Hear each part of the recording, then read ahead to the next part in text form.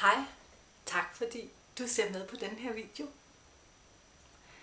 Tænk engang, hvis du kan lære på en eneste dag at påvirke dit liv i den retning, som er vigtigt for dig. Jeg ved ikke, hvad der er vigtigt for dig, men jeg ved, at der er noget, der er vigtigt for dig. Måske kender du det, at du har besluttet dig for noget.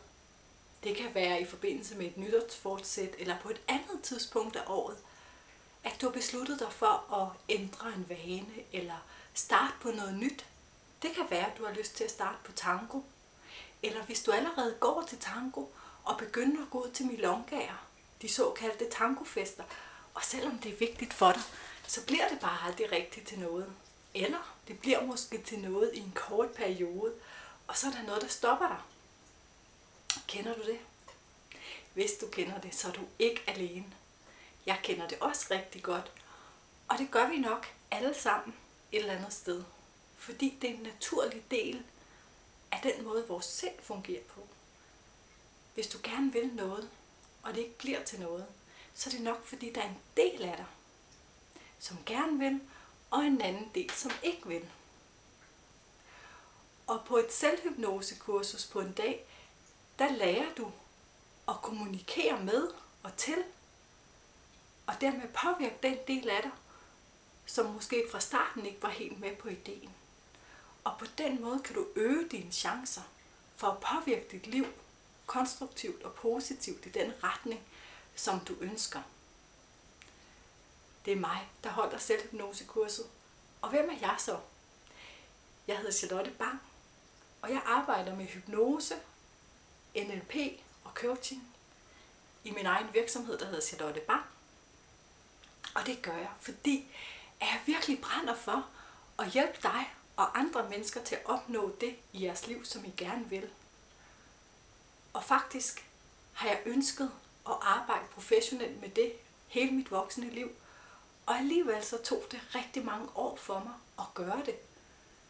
Fordi der var en del af mig, som vidste, det var så vigtigt for mig, men så var der en del, der holdt mig tilbage. Og den har jeg nu med hypnose lært at påvirke. Så nu gør jeg det, der virkelig er vigtigt i mit liv. Og hvis det skulle ske, der er en del, eller noget i mit liv, som ikke rigtig sker, selvom det er vigtigt for mig, så ved jeg nu, hvordan jeg med selvhypnose kan kommunikere med den del, som tidligere ville have sørget for, at det ikke skete. Og det vil jeg rigtig gerne lære dig, så du også kan påvirke dit liv positivt i den retning, du ønsker.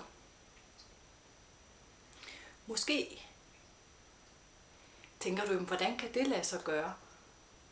På et selvhypnosekursus, der vil du lære at sætte dig selv i hypnose, og du vil lære, hvordan du påvirker dit sind og dit ubevidste sind og dit bevidste sind. Eller faktisk dit sind består af en bevidst del og en ubevidst del. Og det vil du lære mere om på kurset, og du vil lære, hvordan du påvirker både dit bevidste og dit ubevidste sind til at opnå det, der er vigtigt for dig. Og hvad er selvhypnose så egnet til? Selvhypnose, det er velegnet til vaneændring, livsstilsændringer. Du kan få en bedre søvn, du kan få bedre selvværd. Det er stressreducerende. Ja, faktisk, så er der ikke den store forskel på mindfulness, meditation og selvhypnose. Og det er ret nemt at lære selvhypnose. Både at sætte dig selv i hypnose, påvirke dit sind i hypnosen og tage dig selv ud af hypnosen. Det kan du se mere om på hjemmesiden for Institut for Liv, Læring og Lidenskab, eller på min hjemmeside, som hedder charlottebang.dk. Du er også meget velkommen til at ringe til mig og høre mere på telefon 52 50 81 81. Og her lige inden vi slutter, så vil jeg opfordre dig til at prøve at tænke på de ting, som ikke har fungeret for dig i dit liv. De gange, hvor du ikke har opnået det, du gerne ville. Og du kan måske kigge ned i jorden, mens du gør det, og måske sker det helt af sig selv. Og så mærk, hvad det gør ved dig, og tænk på det, som ikke har fungeret. De gange, hvor du ikke har haft succes, hvor du har haft, måske kan man tillade sig at kalde det, nederlag. når du så lige har mærket, hvad det gør ved dig, så ryst dig lidt og kom af med den der følelse. Og kig op. Kig op i loftet. Måske kan du også have glæde af at tage armene op over hovedet. Yes! Og sige yes kan du også gøre. Og så vil jeg bede dig om at tænke på din succeshistorie. Alle de gange noget har virket for dig. Det kan være små succeser, det kan være store succeser, men bare tænk på det, og så mærk, hvad det gør ved dig. Og der er nok ingen tvivl om, at du mærkede en forskel, når du tænkte på din succeshistorie, og når du tænkte på det, der måske ikke lige fungerede lige så godt. Og tænk, hvis alt i dit liv er lige så påvirket af, hvad du tænker, som det, du lige har oplevet i den her lille øvelse,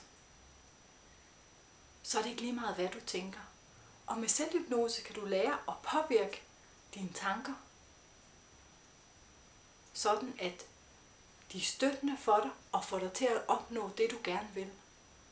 Og uanset hvad, så kan jeg kun opfordre dig til at gå rundt med din succeshistorie under armen. Gå ud i livet med din succeshistorie under armen. Og næste gang du møder en udfordrende situation, så vil jeg virkelig opfordre dig til at tænke på din succeshistorie, når du står midt i din udfordring. Og lur mig, om ikke, at du vil klare udfordringen. Lur mig, om ikke du vil klare dine udfordringer på en mere konstruktiv måde, når du tænker på din succeshistorie. Rigtig god fornøjelse. Din forandring. Min passion. Hej, og tak fordi du lyttede med og så med.